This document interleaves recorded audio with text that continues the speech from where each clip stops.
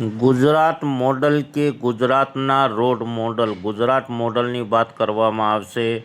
તો લોકો વાહ કરશે, પરંતુ ગુજરાત રોડ મોડલની વાત કરવામાં આવશે તો લોકો પોતાના એક્સિડન્ટના ભયથી ગભરાઈ ઉઠશે। આ સ્થિતિ ગુજરાતના રોડોની હતી વર્ષોથી। જે અહીંયાના રોડ કોન્ટ્રાક્ટર છે પોતાની તિજોરી ભરી રહ્યા છે અને પોતાની સાંઠગાંઠથી હલકી ગુણવત્તાવાળી વસ્તુઓ વાપરીને રોડ બનાવી રહ્યા છે, જે સમય મર્યાદા કરતાં પહેલાં તૂટી જતા હોય છે। જેના ઉપર ગુજરાતના મુખ્યમંત્રી શ્રી ભૂપેન્દ્રભાઈ પટેલની સરકાર દ્વારા નિર્ણય લેવામાં આવ્યો છે કે ભવિષ્યમાં જો આવી ગેરરીતિ વર્તવામાં આવે ને જે રસ્તાઓ છે સમય મર્યાદા પહેલાં તૂટી જશે તો સંબંધિત જે કોન્ટ્રાક્ટરો છે તેને બ્લેકલિસ્ટ કરવામાં આવશે। મોટાભાગે જે કોન્ટ્રાક્ટરો છે પોતાના સાંઠગાંઠથી અધિકારીઓની મિલીભગત ભગતથી રસ્તાઓની ગુણવત્તામાં હલકી કક્ષાના સામાન વાપરતા હોય છે, જેના કારણે જે સમય મર્યાદા છે એના કરતાં પહેલાં રસ્તા તૂટી જતા હોય છે, મોટા મોટા ખાડા પડી જતા હોય છે અને પ્રજા એના ભોગ બને છે। એક્સિડન્ટો થાય છે, મૃત્યુઓ થાય છે અને આ વર્ષે તો મૃત્યુના આંકડા ઘણું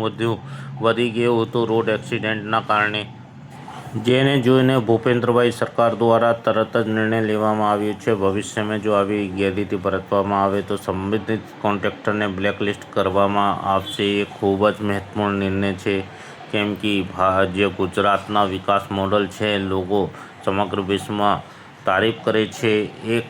જે વિકસિત પ્રદેશ છે તેની ગણતરીમાં ગુજરાતમાં રાખવામાં આવે છે અને જ્યાં ગુજરાતના રસ્તાઓની વાત કરે તો ખૂબ જ દયનીય સ્થિતિ અહીંયાના રસ્તાઓની છે।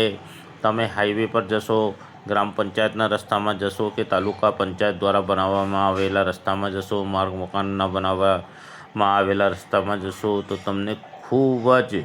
જે કન્ડિશન ખરાબ હોય તેવા રસ્તા તમને દેખાશે ને રખરખાવ બી જરા બી નહીં હોય, ખાડા પડેલા હોય એને ભરવા કોઈ નહીં આવે, તૂટી ગયેલા હોય રિપેર કરવા કોઈ નહીં આવે। જે સ્થિતિ છે તે જ પ્રમાણમાં લોકો એ રોડો ઉપર ચાલે છે ને એક્સિડન્ટો થાય છે, મોટા મોટા એક્સિડન્ટો થાય છે ને લોકો પોતાના જીવ ગુમાવે છે। બાળકો જે સ્કૂલ જતા હોય છે એ લોકો પોતાના જીવ જોખમમાં મૂકીને